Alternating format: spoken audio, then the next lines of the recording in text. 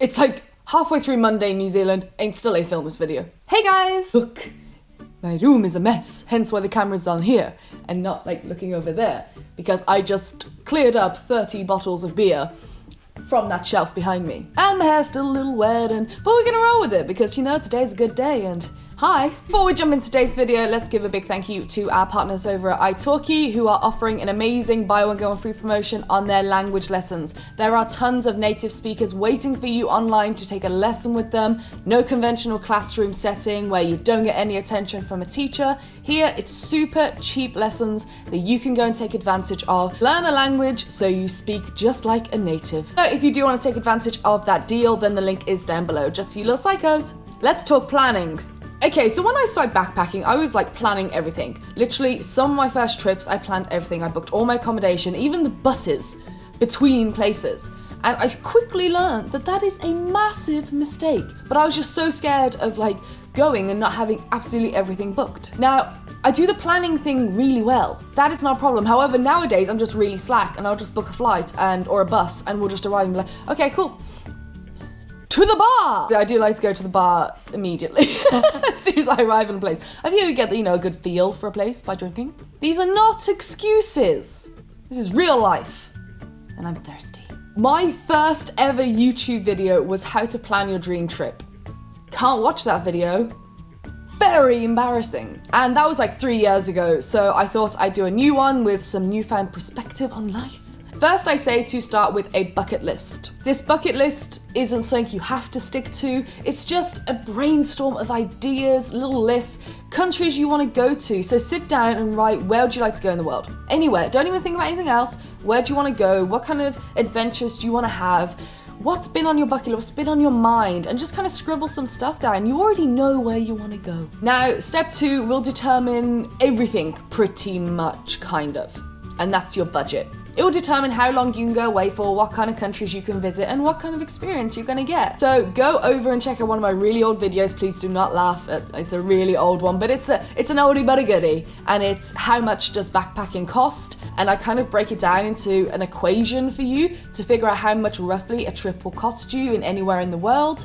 So link for that down below. If you're going to somewhere like Indonesia, Thailand, or Australia, I've already done videos on how expensive they are, so you can go and check them out as well. So sit down and figure out your budget. How much have you got in savings already? And how much can you save by the time you want to leave? So let's say your budget is $2,000. If you want to go for quite a while, then you know $2,000 probably won't get you like a year's trip somewhere. However, it could get you a couple of months in Southeast Asia. Budget is already determining where in the world you can go. If you're on a really small budget and you want to make it last, then go to places like Eastern Europe, Southeast Asia. Those are the places that aren't going to cost you a fortune. If you can spend a little more, or if you have a small budget which you're okay doing for a short trip, then you can go to places like China, Australia, Western Europe, America. Fun times. So you're gonna go back to your bucket list and figure out where your budget can take you. Now let's say you're going for a 3-month trip somewhere. Do not, whatever you do, plan a route. This is why I'm saying stick to a bucket list. Have some ideas, have some inspiration of where you'd like to hit in those 3 months, but don't sit down and try and plan a route. I mean, if you're gonna go to Southeast Asia, you'll probably do the whole Thailand, Vietnam, Cambodia, Laos route around Southeast Asia, which I still haven't done in its completion, and I will be doing that like next year, which is really exciting. But don't sit there and give yourself dates of when you have to be in Vietnam or when you have to be back into Bangkok to fly out. Leave it open. Just go and see where the road takes you. Another piece of advice I'm going to give you is do not try and do too much stuff. Please. When I see like on posters or on websites or on blogs that people are doing 10 countries in 10 days, that is my idea of hell. Absolute hell. 5 countries in 10 days. Hell. 3 countries in 10 days. Hell. Just about could get through 1 country in 10 days and barely see the capital city. Seriously, I don't know what you expect to see on these whistle-stop tours. Sure, you get a little taste of this. Oh wow, Paris, and then we're off to Berlin. We get like 4 hours in Paris, then we've got to fly out, and then we get 7 hours in Berlin, and then we are so tired, but then, oh no, we're gonna go back down to Amsterdam, and then maybe we'll go to Madrid or Barcelona or somewhere. What are you doing? Slow down. Countries ain't gonna go anywhere. America might. I can see them getting themselves into a lot of trouble one day and they may be wiped off the face of the planet. Well, I'm glad someone around here finds me funny. Right, Travel slow, just relax, take your time. Do less. By what you think is doing less and seeing less, you'll do more and see more. Way more. When I used to go on trips, I used to go to one country for like 3 weeks. And except for the time I went to Eastern Europe for 3.5 weeks, and I started in Budapest, but I just saw Budapest, and then I went down and did the coast of Croatia. But I took my time. I just, you know, if I liked a place, I'd stay there a bit longer, or if I wasn't like meh, then I'd move on. That's how you do it. You just kind of go, you book in a couple of nights, but not too much, don't commit. You can see my video on how long should you book accommodation for if you're worried about that. Don't rush it, please. You won't see anything, you won't experience anything, and it's just wasted. Don't live your traveling path trying to tick things off your bucket list. Because it really is, it's kind of sad and it's annoying. I want to go there so I can say I've gone there.